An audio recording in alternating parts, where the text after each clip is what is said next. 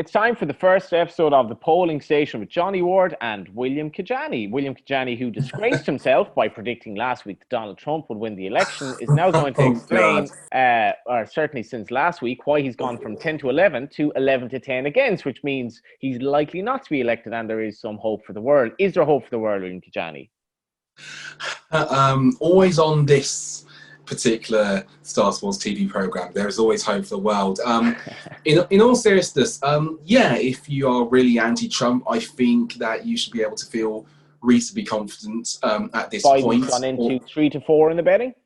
He has. I think that if you're affiliated to the Biden campaign or you're just anti-Trump, you shouldn't be too unhappy with the political picture as it is now. Biden leads by 7.8 points in the polling averages. That's a lead that, if he maintains it through to election day, is, yes, more than enough to win and win quite comfortably. But here's the issue. This all assumes that we have a normal election. This isn't going to be a normal election.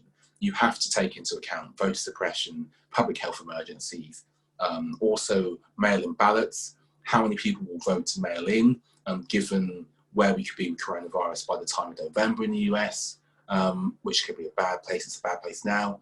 And also various other public health concerns. You know, can you staff polling booths on polling day, stuff like that. So I don't think really it's as cut and dry as that is, but I'm not surprised that you're seeing volatility in the market.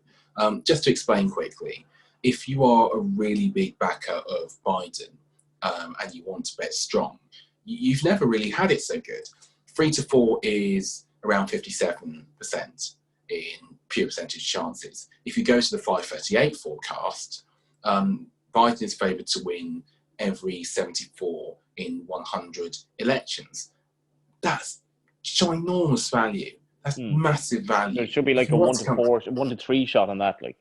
Yeah, exactly. So you're getting 3 to 4, about a 1 to 3 or 1 to 4 shot. You have to remember he's even shorter to win the popular vote too. I know those don't directly correlate, but as an example, punters who want to bet strong, and you can with Star, we don't beat about the bush on that, they've never really had it so good.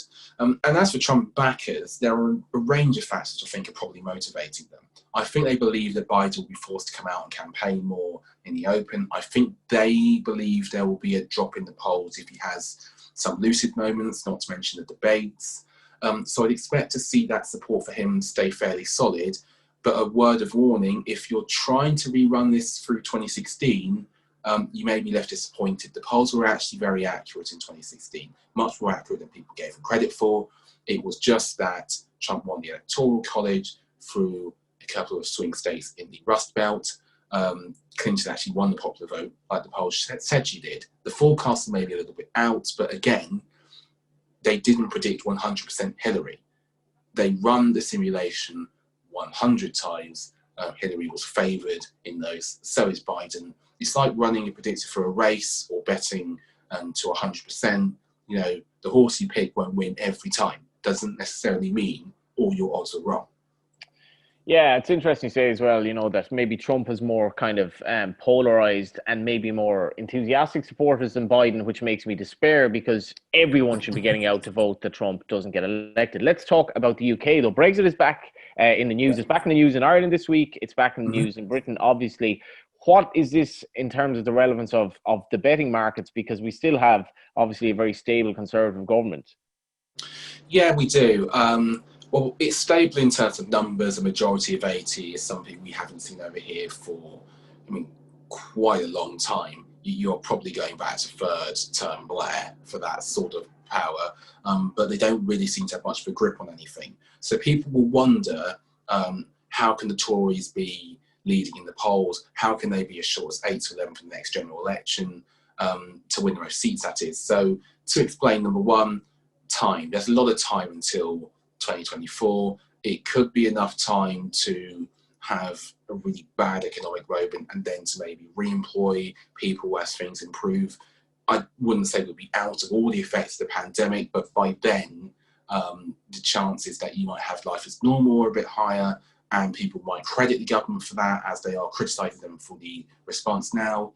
Also, it's about sort of voting clubs, because one thing that's unified the Tory vote has been Brexit. pretty consistently since the Brexit Party dropped away, and that was before December. The vote around the right has been pretty much tied together through Brexit. Now, we're about to come to a crunch point with that, and I think it's very interesting to know that only 50% of Conservative and Leave voters think that no deal Brexit is a good idea, but until we see the tangible effects of that, I wouldn't expect that to change. So that's why you can get 8 to 11 only for the Tories to win the most seats next election.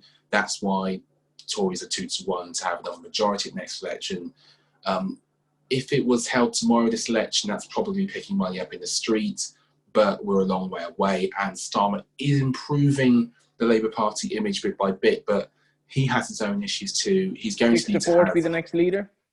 Too short on the number of counts. Number one, this is just a Starmer thing. He's got to define himself. He's got to get his own vision. He needs his own policies. Yes, the government is incompetent. Yes, incompetent governments don't usually get elected, but he's going to need his own self-defined vision. Whatever you may think of Johnson, he had that. Most other elected leaders have had that too.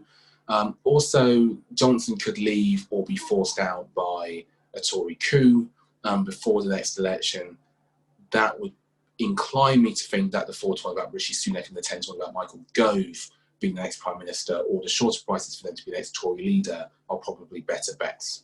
Let's conclude with our special. Now, we've Jeremy Corbyn at 1 to 3 in the World Cup of UK MPs, and again, you're rather keen to take this on. Yeah, I am. Now, I understand why he's so short. He's got a massive Twitter following. They swept into victory in the Times Radio World Cup of Best MPs we never had. But this is a very different field, and it's also a very different sort of field to the voting. Corbyn was probably the most left-wing contender in that tournament run on Twitter. Here he's facing a bit more opposition ideologically from his own side. I like Rosanna Allen Khan at 9 to 1 and Dawn Butler at 16s. Allen Khan's got plenty of Twitter fans. He's very active on there. The voting profile from those who actually follow the account seems to be a bit more balanced. It seems to be a bit more people engaged with politics, and that gives her a good chance. Then also Dawn Butler, who has a very popular clique of Twitter stans. He's known for her activist stance as well. I'd imagine she shares fans with Jeremy, and that could make her interesting. Butler is already qualified, I believe, as well. So 16 to 1 would appeal with me. That was the polling station. Thank you, William. Thank you very much.